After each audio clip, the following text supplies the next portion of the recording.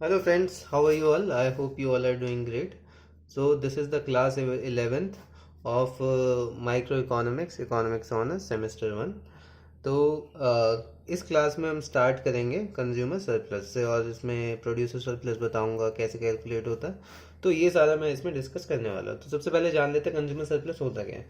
तो ये मैंने पिछली वीडियो में भी ऐसे शॉर्ट में बता दिया था कि this is the difference between value to buyer, कि जो वैल्यू को जो जो कंज्यूमर है वो उसकी विलिंगनेस टू पे, और जो कि डिटरमाइन होती है किससे, मार्जिनल यूटिलिटी से, ये आपने पहले ही पढ़ा हुआ है, minus price paid by buyer, जो एक्चुअल प्राइस उसने पे करा है।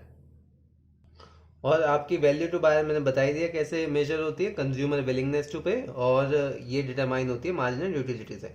और कंज्यूमर विलिंगनेस टू पे मेजर होती है आपके हाइट ऑफ डिमांड करके उससे। फॉर्मूला अगर मैं लिखूँ, consumer surplus is equal to value to buyer minus price paid by buyer, ठीक है। या इसे ऐसे भी लिख सकते हैं, willingness to pay minus actual price, कि जो उसने एक्चुअली पे करा है, ठीक है। तो इसमें से आप कुछ भी लिख लीजिए, दोनों एक ही बात है। तो ये एक मैं एग्जाम्पल के माध्यम से समझा देता हूँ। तो सी का मतलब यहाँ पे चॉकलेट है भाई, एक पहले एक चॉकलेट ले रहा है, फिर दो ले रहा है, फिर तीन, फिर चार, और उससे हम बताएंगे कितनी टोटल यूटिलिटी या मार्जिनल यूटिलिटी। ऐसे ही मैं मतलब हाइपोथेटिकल एग्जाम्पल ले रहा हूँ।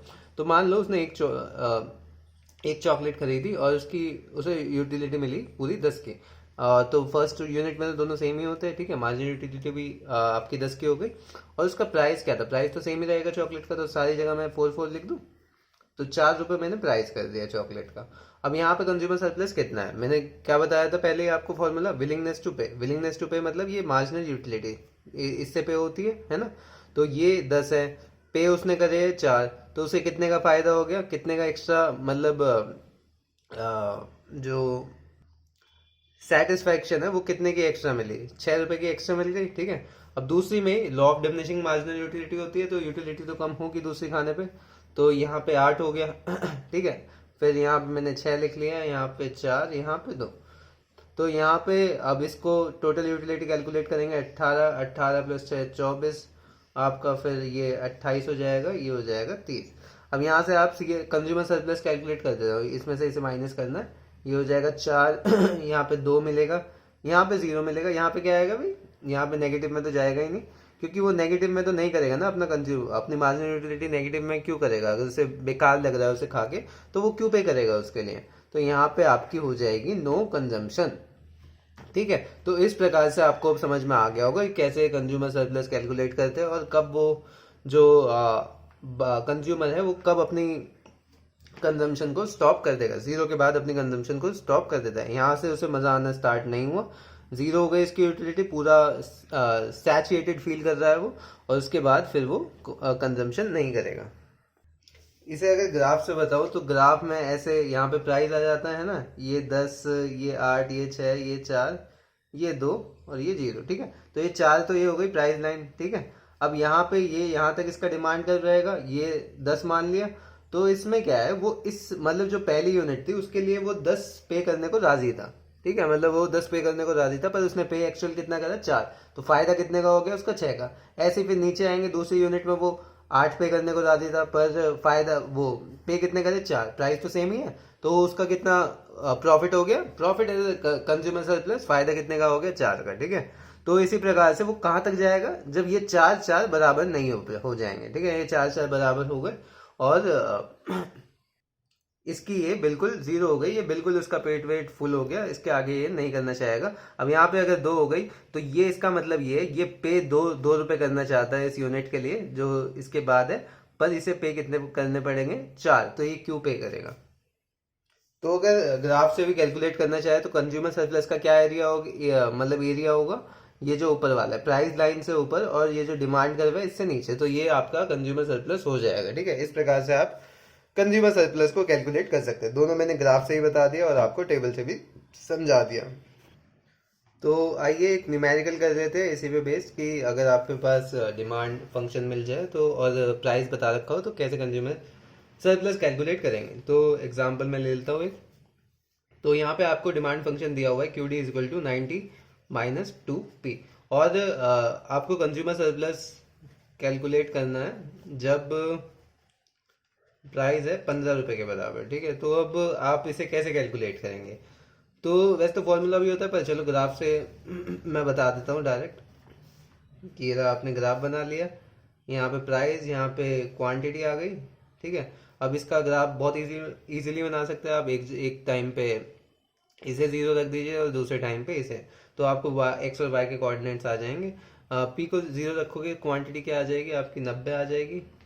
और यहाँ पे क्यू को 0 रखोगे तो प्राइस कितना आ जाएगा, 45 आ जाएगा आपको प्राइस।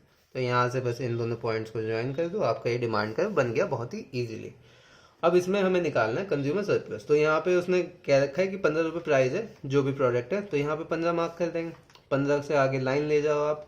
क्या होता है, मैंने पहले ही बताया था कंज्यूमर सरप्लस क्या होता है, प्राइस लाइन के ऊपर का और डिमांड कर्व के नीचे का। तो ये वाला एरिया क्या हुआ आपका कंज्यूमर सरप्लस, है ना।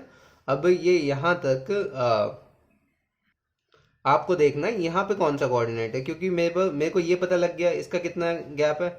इसका है आपका 45 माइनस 15, 30, यहाँ पे गैप हो गया। और मेरे को ये पता लग जाए ये कितने का है, तो मेरा काम बन जाएगा। फिर मैं एरिया निकाल लूंगा अपना, राइट एंगल ट्राइंगल है नॉर्मल। तो ये कैसे पता लगेगा, यहाँ पे ये जो 15 है वो इसमें डाल दो। 90 माइनस 30 कितना हो गया, 60। क्वांटिटी आ जाएगी 15 पे, कितनी क्वांटिटी है, 60 की। अब यहाँ से यहाँ तक लेकर 60। अब सी एस नॉर्मल फॉर्मूला लगा दो, हाफ इंटू बेस। बेस कितना है आपका 60 इंटू हाइट। हाइट कितनी है 30। 30 कैसे आई, 45 माइनस 15 कितना आ गया, 900। तो कुछ इस प्रकार से आप कंज्यूमर सरप्लस कैलकुलेट कर सकते हैं। अब यहीं पे अगर आपको फंक्शन की जगह टेबल दे दे, एग्जाम्पल नंबर 2 ले लेते हैं। यहाँ पे मैंने दे दी टेबल और वैल्यू टू बायर, ठीक है। ये दोनों चीज दे दी, यहाँ पे लिख दिया 1 2 3 4, और यहाँ पे 5 4 3 2। प्राइस दे दिया कि मार्केट प्राइस जो है, मार्केट प्राइस है आपका 3.5 रुपये। अब यहाँ पे कंज्यूमर सरप्लस कैलकुलेट करना है, तो बहुत ईजी है। पहली यूनिट पे मतलब डायरेक्ट इसमें ऐसे एक एक करके निकालना पड़ेगा। पहली यूनिट पे कितना पे करना चाहता था वो 5 रुपये, पर मार्केट प्राइस कितना है 3.5। तो सबसे पहले क्या हो जाएगा, ये पहली यूनिट पे कितना उसे सरप्लस मिल रहा है 1.5 रुपीज का, 5 माइनस 3.5। अब दूसरे पे जाएंगे, दूसरे पे वो पे करना चाहता था 4, पर उसने करे कितने हैं 3.5 रुपये प्लस 0.5। अब इससे नीचे तो जाएगा ही नहीं, क्योंकि यहाँ पे 3 हो गया और मार्केट प्राइस से ऊपर है, तो वो क्यों ही पे करेगा कंज्यूमर सरप्लस, मतलब पे कर भी दे पर कंज्यूमर सरप्लस जो है वो 0 होगा। तो यहाँ पे 2 रुपये का, सॉरी 2 का कंज्यूमर सरप्लस आ जाएगा, रुपीज मैंने ऐसे बोल दिया, ठीक है। तो आपको ये समझ में आ गया होगा, जो कंज्यूमर है वो उसके जो मार्जिनल यूटिलिटी है उसके ऊपर डिपेंड करता है, उसकी विलिंगनेस टू पे का। पर जो मार्केट प्राइस है वो हमेशा यूनिफॉर्म रहता है हर यूनिट के लिए, ठीक है। तो आज की क्लास में मैं कंज्यूमर सरप्लस ही रखूंगा, नेक्स्ट क्लास में मैं करूंगा प्रोड्यूसर सरप्लस से शुरू। तो thank you guys for watching, मिलते हैं नेक्स्ट क्लास में और पढ़ेंगे प्रोड्यूसर सरप्लस।